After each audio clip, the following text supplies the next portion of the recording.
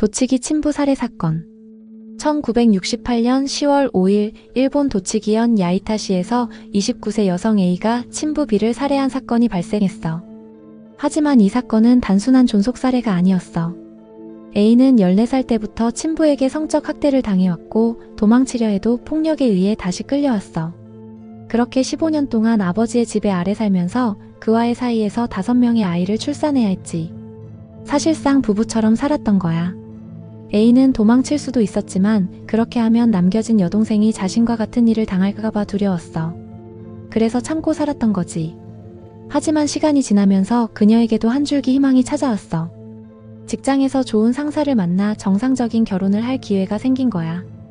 A는 그 남성과 결혼하고 싶다고 아버지에게 말했지만 돌아온 건 격렬한 분노였어. B는 딸을 자택에 감금하고 결혼을 막았지.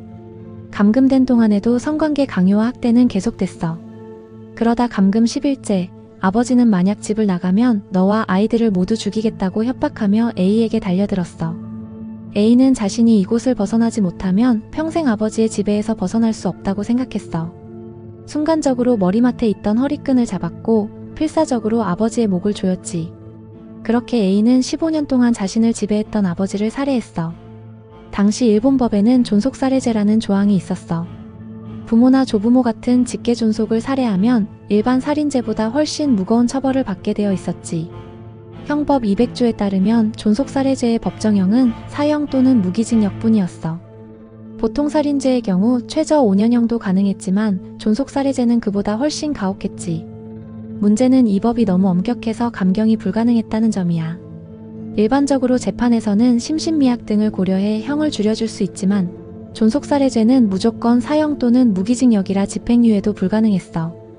과거에도 존속살해죄가 너무 가혹하다는 논란이 있었지만 일본 법원은 계속해서 이 법이 합헌이라고 판결해왔어. 부모를 살해한 자는 가혹한 처벌을 받아야 한다는 논리였지. 하지만 이 사건은 법의 근본적인 문제를 드러냈어. A가 살인을 저지른 건 단순한 존속살해가 아니라 자신을 오랫동안 학대하고 감금한 아버지로부터 벗어나기 위한 필사적인 행동이었거든. A의 변호인은 우츠노미야에서 활동하던 오누키 오오하치였어. 그는 이 사건을 변호하면서 법정에서 단 한 푼도 받지 않았어. 대신 A의 가족이 가방 한가득 감자를 가져와서 그걸 보수로 받았다고 해.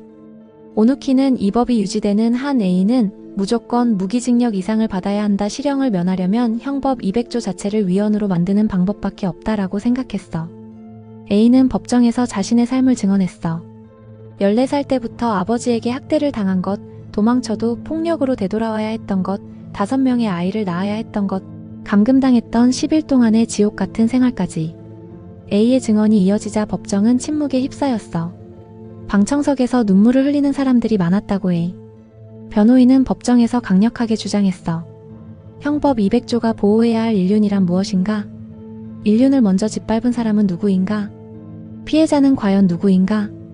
아이를 학대하고 성적 착취를 하고 감금까지 한 사람이 존속이라면 그런 부모도 법이 보호해야 하는가? 이 변론은 일본 법조계에서도 명연설로 평가받았어.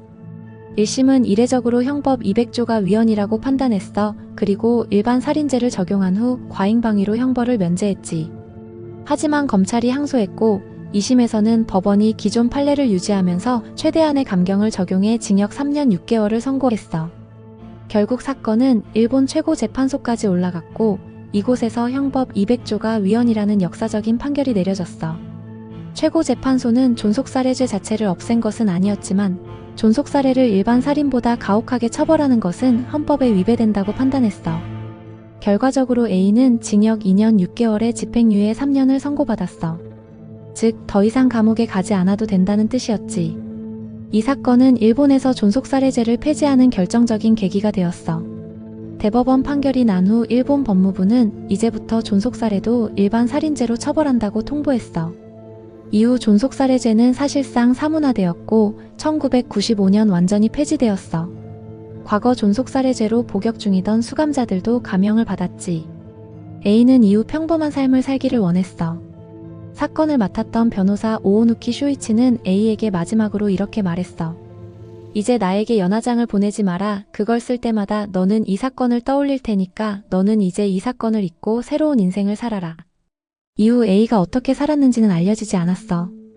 A는 15년 동안 지옥 같은 삶을 살았고 결국 최악의 방법으로 그 굴레를 끊어냈어.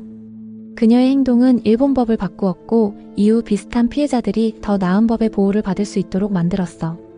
이 사건은 단순한 존속 사례가 아니라 절망 속에서 살아남기 위한 마지막 선택이었어.